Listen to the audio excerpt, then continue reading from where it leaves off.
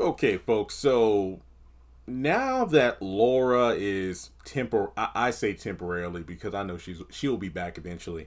Now that she's out of the picture, I just wanted to kind of bring up the conversation again about why don't you think why doesn't Ella like Laura? And keep in mind, this is before the events of season 14. This is before the season 13 finale, House of Love, where she went over there, went in on Miranda, and then, Ella said, "Get your narrow tail out of here." This is before that. Ella straight up admitted to purposefully coming up with excuses to avoid spending one on one time with Laura. There's just something about her. I can't put my finger on. I just don't like her. I just don't. I don't. And the thing is, well, you can literally count on your hand, one hand, no thumb included, the number of times we've seen Ella and Laura actually doing stuff. I mean, if I'm being honest, I think there have been more Curtis and Laura scenes than Ella and Laura scenes. I mean, I believe, for example, you had Laura helping Curtis prepare food for the food truck. Um, Laura, well, actually, when Curtis came over to the condo when Laura was cooking and Calvin was there too, he was over there for that. And I'm sure there are other times as well. I just can't think of them off the top of my head because some of those earlier seasons, folks, I've reviewed every single episode. You can't expect me to remember every single thing because the plot, while repetitive, it doesn't move at the same snail's pace as, say, Sisters or The Oval. But I think Curtis knew, especially from the moment that he came into the condo and caught Calvin with that realtor, he knew that Laura was not the one, or that Calvin wasn't even ready to be married. I think there was a whole episode where, wasn't it like Malik, CJ, I think maybe even Curtis, Pookie, and Peanut, they were all telling Calvin, like, "Yo, why are you so eager to get married so quickly? I don't think you need to get married right away. Like, enjoy your singleness. And then if you want to remarry somebody or, get married again in the future, then do it. But for now, just, sow your seeds, that kind of thing."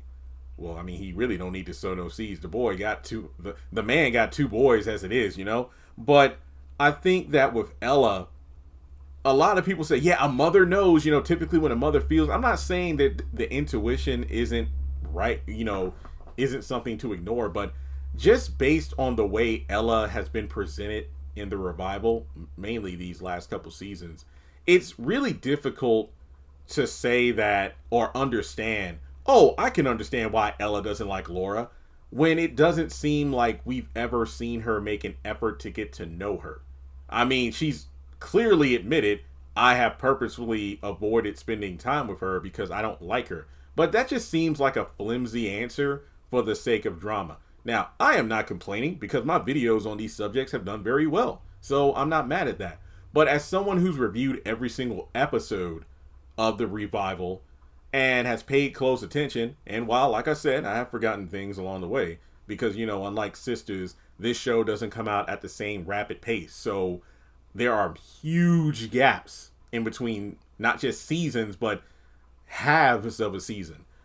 I just don't think I understand why Ella doesn't like her. It just seems to me she is far more fond of Miranda because, like Miranda said in my recent video that blew up, Miranda feels closer. It's like her and Miss Ella are bonding more now than when she was married to Calvin.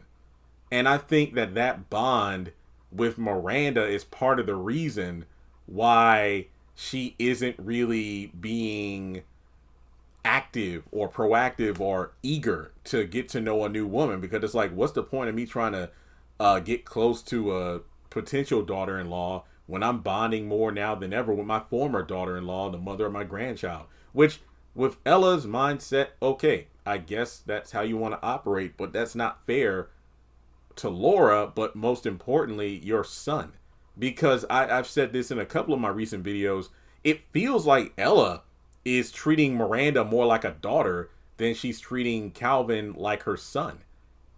she doesn't respect her son's feelings about anything.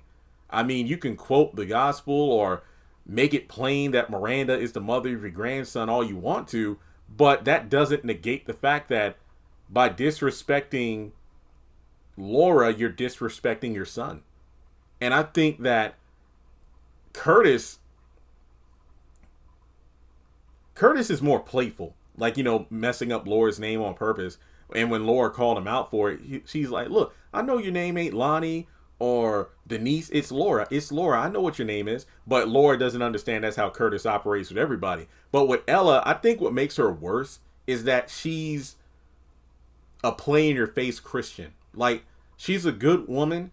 She feeds the homeless. She donates to she does work in the church. She's a, loving wife and mother and, auntie and whatnot.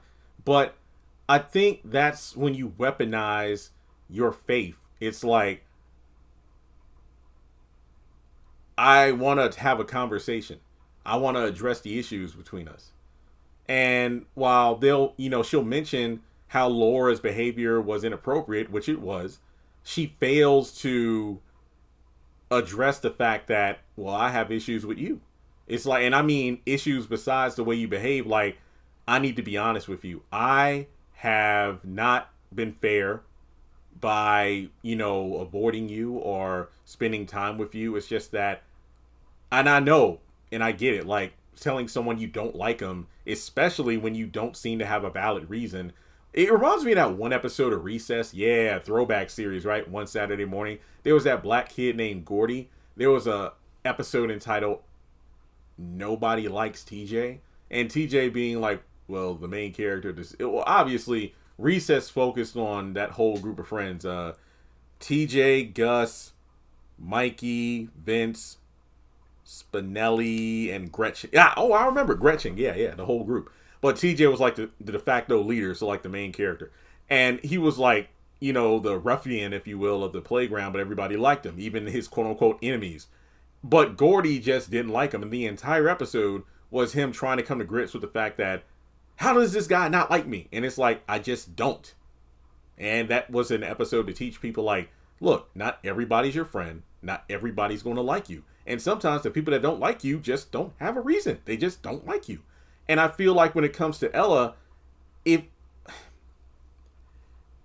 talking to Laura and addressing the fact that, I have been coming up short, that's one thing.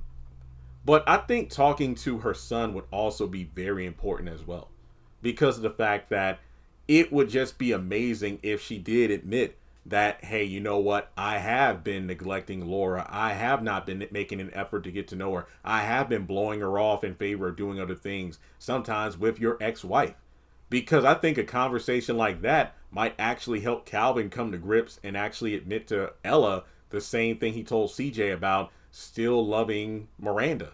Now, if you go back to the earlier seasons of the revival, you know that Ella was low-key like Miranda's biggest supporter, her biggest cheerleader, that she and her son would get back together. But unfortunately, it's just like Ella is throwing stones but hiding her hands. It's like, come on now. Like, the number of times Miranda pops up, she allows that.